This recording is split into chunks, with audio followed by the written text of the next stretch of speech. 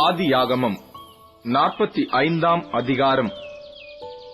அப்பொழுது யோசேப்பு தன் அருகே நின்ற எல்லாருக்கும் முன்பாக தன்னை அடக்கிக் கொண்டிருக்க கூடாமல், யாவரையும் என்னை விட்டு வெளியே போக பண்ணுங்கள் என்று கட்டளையிட்டான்.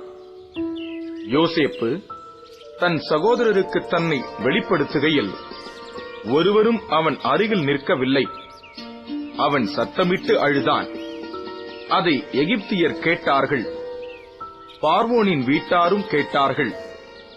யோசேப்பு தன் சகோதரரை பார்த்து, நான் யோசேப்பு, என் தகப்பனார் இன்னும் உயிரோடே இருக்கிறாரா என்றான். அவனுடைய சகோதரர் அவனுக்கு முன்பாக கலக்கமுற்றிருந்ததினாலே அவனுக்கு உத்தரம் சொல்லக்கூடாமல் இருந்தார்கள். அப்பொழுது யோசேப்பு தன் சகோதரரை நோக்கி, என் கிட்ட வாருங்கள் என்றான். அவர்கள் கிட்டப் போனார்கள். அப்பொழுது அவன், நீங்கள் எகிப்துக்கு போகிறவர்களிடத்தில் விற்று போட்ட உங்கள் சகோதரனாகிய யோசேப்பு நான் தான்.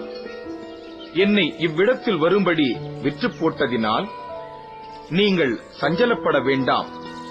அது உங்களுக்கு விசனமாய் இருக்கவும் வேண்டாம்.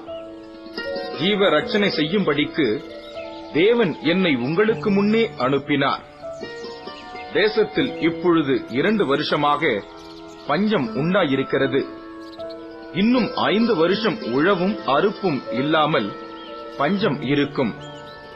பூமியிலே உங்கள் வம்சம் ஒழியாமல் இருக்க உங்களை ஆதரிக்கிறதற்காகவும் பெரிய ரட்சிப்பினால் உங்களை உயிரோடே காப்பதற்காகவும் தேவன் என்னை உங்களுக்கு முன்னே அனுப்பினார். ஆதலால் நீங்கள் அல்ல, தேவனே என்னை இவ்விடத்துக்கு அனுப்பி என்னை பார்வோனுக்கு தகப்பனாகவும் அவர் குடும்பம் அனைத்திற்கும் கர்த்தனாகவும் எகிப்து தேசம் முழுதுக்கும் அதிபதியாகவும் வைத்தார். நீங்கள் சீக்கிரமாய் என் தகப்பனிடத்தில் போய், தேவன் என்னை எகிப்து தேசம் முழுதுக்கும் அதிபதியாக வைத்தார், என்னிடத்தில் வாரும், தாமதிக்க வேண்டாம்.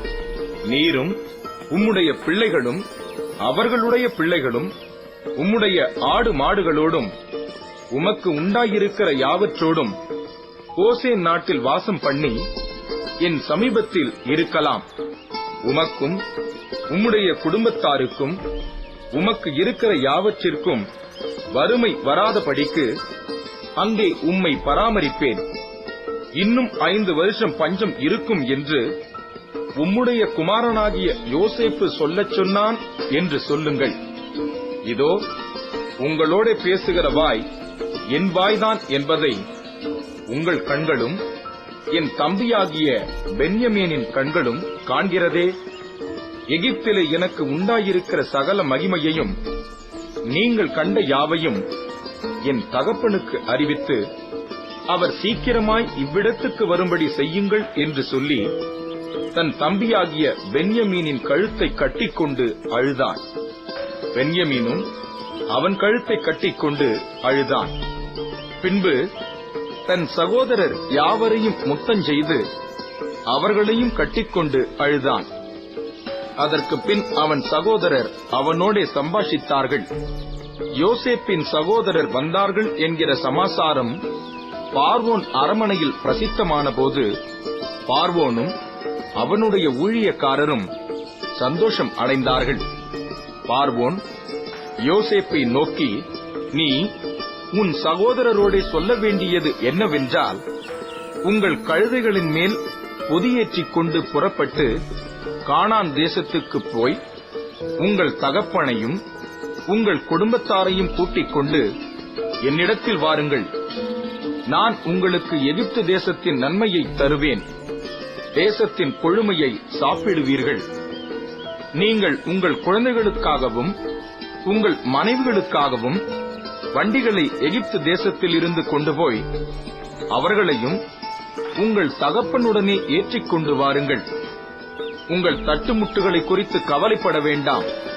எகிப்து தேசமெங்கும் உள்ள நன்மை உங்களுடையதாய் இருக்கும் என்று சொல்லச் சொல்லி உனக்கு நான் இட்ட கட்டளைப்படியே செய் என்றான். இஸ்ரவேலின் குமாரர் அப்படியே செய்தார்கள்.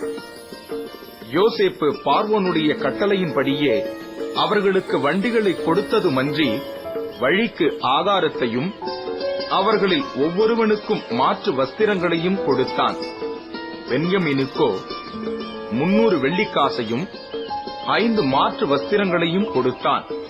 அப்படியே தன் தகப்பனுக்கு 10 கழுதைகளின் மேல் எகிப்தின் உச்சிதமான பதார்த்தங்களும் 10 கோழிகை கழுதைகளின் மேல் தன் தகப்பனுக்காக வழிக்கு தானியமும் அப்பமும் மற்ற தின்பண்டங்களும் ஏற்றி அனுப்பினான்.